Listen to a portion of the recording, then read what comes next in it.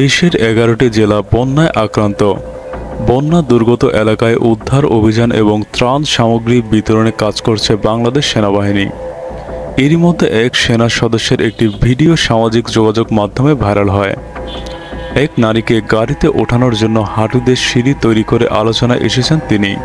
Viral ভিডিওতে দেখা গেছে সেনা সদস্যরা বন্যা দুর্গত কয়েকজনকে একটি ট্রাকে তুলছেন নিরাপদ স্থানে নেওয়ার জন্য, কিন্তু তাতে কয়েকজন নারী উঠতে পারছিলেন না। ওই সময় নারীদের সুবিধার্থে নিজের হাঁটু গেড়ে বসে হাঁটুকে সিঁড়ি বানিয়ে তাদের গাড়িতে উঠতে সহায়তা করেন এক সেনা সদস্য। ওই সেনা সদস্যের নাম ল্যান্স কর্পোরাল কাজী সুজন। তার বাড়ি বরিশালের গৌর নদী উপজেলার টর্কির কাঁঠালতলী গ্রামে। বর্তমানে তিনি বাংলাদেশ সেনাবাহিনীর আর্টিলারি কোরে কর্মরত রয়েছেন।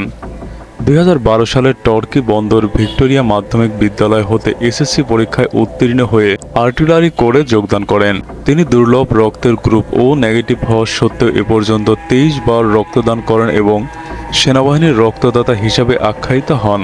বন্যা পরিস্থিতিতে চট্টগ্রামের ফটিকছড়ি উপজেলার ভোজপুরে বর্ণাঢ্য এলাকায় রেস্কিউ টিমের উদ্ধার কাজে যান সুজন। সেখানে হাঁটু গেড়ে সিঁড়ি বানানোর ঘটনা ঘটে।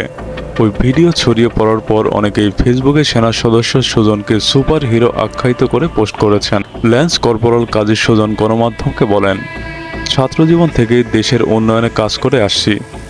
দেশকে সেবা করার জন্য বাংলাদেশ সেনাবাহিনীতে যোগদান করেছি। মানুষের কল্যাণে নিজের শেষ রক্তবিন্দু থাকা পর্যন্ত কাজ করে যাব। গত 23 আগস্ট 2024 তারিখে গুইমারা রিজিয়নের আওতাধীন ফটিকছড়ি উপজেলায় বন্যা কবলিত এলাকায় বন্যার্তদের উদ্ধার কাজে তিনি নিয়োজিত হন। ইউনিট অধিনায়কের নির্দেশে দেশপ্রেমিক তরুণ সেনা সদস্য ল্যান্স কর্পোরাল কাজী সুজন চট্টগ্রামের ফটিকছড়িতে বন্যায় আটকা পড়া শত শত অসহায় এবং অসুস্থ মানুষদের উদ্ধারে জীবন বাজি রেখে ঝাঁপিয়ে পড়েন। এছাড়াও তিনি বন্যা কবলিত এলাকার গরিব ও অসহায় মানুষের পাশে থেকে ত্রাণ বিতরণে নিরলসভাবে পরিশ্রম করে যাচ্ছেন।